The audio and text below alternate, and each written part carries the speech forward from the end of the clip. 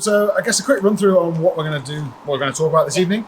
Firstly, we're going to kind of just go through all of the sort of steps you'd go through to buy a board. So I kind of firstly start with like, where do you want to ride? Do you want a directional? Do you want a twin? And then I kind of move on to... And then we'll be talking about a few of the board profiles, like which is the best bend for you, and that'll suit different riding styles and abilities. Yep. And then from there, we'll go on to like which is the best length for you. And there's a few little tips we'll give you there because it's not just here. Yeah, there's a little bit more to it. Where do you want to ride? What do you want to do? That's Thinking about, are you going all mountain? Are you more focused on riding in the park or freestyle? Or are you kind of more of a big mountain person? Are you really trying to get off piste and go explore the mountain a bit more? Yeah, and that's going to determine everything about the board. So what bend we go for, what length, width, everything. It all stems from that, where you ride, what you want to do, what you want to get out of snowboarding, basically. Next thing to consider is do you want a directional board or do you want a twin board? And the first question to ask yourself there is, are you riding switch? Usually if you're riding in the park, you probably will do a 180 or a 540 at some point. So you probably want a twin. You might too. You could also. I've done them before once. Or if you are riding, you're more riding big mountain, or maybe you're just getting into it and you don't really enjoy riding switch, go for something directional. You don't have to be riding off piste or going into the back country to ride a directional board. Just one point there as well, though. We're probably using terminologies there like switch. When we talk about switch, what we mean is you'll have a natural direction that you ride. So left foot forward or right foot forward, commonly referred to as regular or goofy. Right foot forward is goofy. So yeah, when we say switch, what we mean is that do you want to ride in both directions? And so often people who are riding park and things like that do want to do that. And if you're riding big mountain, steep stuff, things like that, or just charging and carving, you're often not as interested in that. Maybe we should. Yes. So here's a little example. So this is a Burton skeleton key, and as you can see, it's very much designed to go one way. So that it's got the big, the tapered tail back here and the wider nose. Really fun in resort. You don't have to be riding off piste, but obviously if you do find yourself in some power, that big nose up there is going to be really useful. Twin. Back to it. This is a kid's board, but if I cut this board down the middle, it would look exactly the same both ends. Yeah. Easy. Cool. So then from there, we're going to talk about board profiles, so the bend of your board, and that's the way it flexes underneath your feet. With a camber board, you'll find that the center of the board is actually raised. So slightly more aggressive, you're going to get way more grip on the snow, and you're going to be able to carve a lot better. Again, camber is that old school Camber is grippy. Camber is good for pop and edge hold. And I'll give you an example. This is very exaggerated, but camber is a board like this. So as soon as you stand on it, you squash it down. When you go over a jump, it'll be really poppy, or when you're doing a turn really fast, it's going to feel really stable, grip into the snow. Let's escape banana. As you can see here, it's kind of like, it's lifted at either end. This is going to make it really playful. When you're sort of first learning spins and like you're jumping, you're trying to land like your first 360, and you come up a little bit short, I always find these kind of boards are great because they don't dig in and catch when you kind of come up short, and it'll just kind of carry on rotating on the snow. Yeah. Also going to be really nice in soft snow. Because of that rocker, the nose wants to be lifted up, it wants to be out of the snow. So as you're riding along, the board's going to sit up on top of soft snow. Yeah. So then another bend that is really worthwhile talking about is what we call pure pop. Other brands have a different name for it, but essentially it is camber with rocker on the tip and tail of the board. So the camber here going to be, as we said, good for pop and edge hold, but then because it is rockered, so the contact points, the catchy parts of the snowboard, we've raised them up off of the snow. So that's going to make the board a little bit more forgiving. Really fun if you're riding in the park, especially if you're new to riding park as well, as you're heading up towards a rail or a box. It's not going to feel so catchy. But also if you're more of like an intermediate all mountain rider, that profile is going to be really, really fun as well. So, and the final one is the one that's just like, I guess, squiggly wiggly, flying V, whatever you want. It's like a everyone moustache. kind of confuses it. So you're going to have rocker through the center, and this is not just with Burton, you get this with a lot of different brands.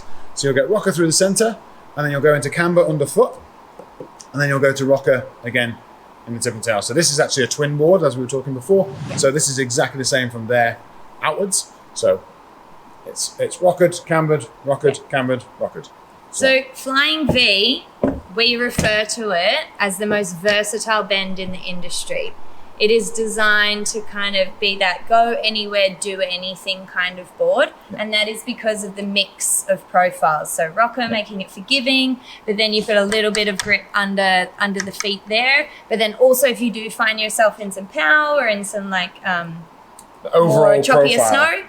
snow, it'll be rocket. The overall profile is kind of rockered. So you get that pop underfoot. So if you are trying to like ollie and things like that, it will give you some more of that pop. Again, it's kind of that best of both worlds. People come in and they go, my friend told me my snowboard has to be up to here. Bull honky. There is no definite length of a board. No. For me, I tend to kind of look around about chin height-ish. Again, it's going to come into what you're doing. Personally, my board, I'm like 5'11", I ride a 154. Probably too small for me, as Cayley has told me numerous times, but I really enjoy shorter boards that are more playful. If I was going to go backcountry side, I'd be looking for something that is longer, so probably into that 160 or maybe up kind of length. Ultimately, the board doesn't know how tall you are. It knows how heavy you are, though, and how much you can move it. So in saying that, if you are super tall, but you're quite light, you can definitely size that board down because you're not going to be able to move it around as easily as someone who possibly has a bit more weight behind them. Definitely. In saying that though, if you are much shorter and like quite stocky, you got a lot of muscle behind you, you are going to be able to move a board around quite easily. So don't be afraid to let that board come up to here. Totally. And again, tall person, you can let that board go down to there if you're quite light. You'll also find that most snowboards of any brand, Burton have got a really good little chart on the back, but they'll have a chart on the back of them. They'll have a weight range. So that's the best kind of way to start looking at it. A lot of boards, you know, those sort of key sizes through the middle from like 155 to like 160 will have a similar weight range. And then it's going to depend on what you like doing. All board sizes come generally in like a standard width until you they'll give you the same size. So like a 157 wide. That's going to be for your 11. Is catering to that size 11 plus foot. And anyone in store, as soon as you let them, they'll ask you your foot size, and that'll help them choose a binding for you. And then that'll let them know whether you need a wide board or not. Yes, there is. Although there are ranges of boards that are coming out now, which are non-binary, or it doesn't matter. But I'll tell you, when you say there is though, it's there more isn't, the there isn't. It's the sizing. So often women will have smaller feet, and so they're therefore not quite need as wide a board. Typically, women are a little bit shorter as well, and so the women's boards do come in shorter lengths. Talking about Burton specifically, Burton actually have a women's specific fiberglass, which is a little easier on the flex within a women's board. In saying that, though, I know a number of women who ride men's boards because they prefer the flex of it. And vice versa. Obviously, the softer the board or the easier it is to bend, and you can test this in the store as well. You can just grab the board and flex it in the store. Something soft is going to be really easy for a beginner, or maybe someone, if you're trying something new, especially in the park. Something more responsive or stiffer is great for an advanced rider, and whatever you give the board, that it's going to give it back. So if you're prepared for that, it's really fun. Again, coming back to what you'll tend to find as a beginner is you don't know what you like doing in snowboarding, right? You just want to snowboard because it's cool, and it is.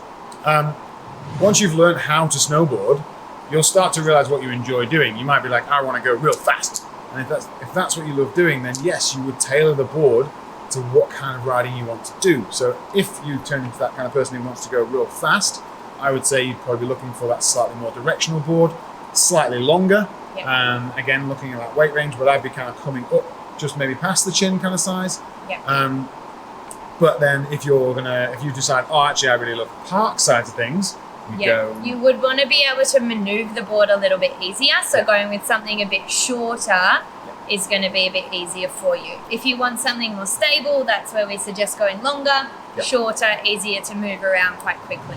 If you're turning and the board's feeling too chattery or not stable enough, or if you're putting in an edge and the board is slipping out quite often, Maybe if you do a jump and it doesn't feel like the board is helping you get over the knuckle, I tend to find, that's when you would want something more responsive. Yeah, I would say I tend to find like, if the board's washing out and if it's just not, it's a really difficult question because I know people who have been riding for years and really love soft boards, soft playful boards, and if you put an advanced like free ride rider on one of those boards, they would hate it. So it's all about what kind of riding you do as well. I'd say if you're at that point where you're unsure whether you need a new board or whether you need to upgrade, pop into the store. That's the best thing. Pop in the store and ask. Bring in your setup and go, hey, I've got this. I've been riding for the X amount of time. What do I need? And we might say, no, that's perfect. Or we might say, actually, it's time to upgrade. Thanks, guys, for tuning in. Yeah, thank you. See you out there.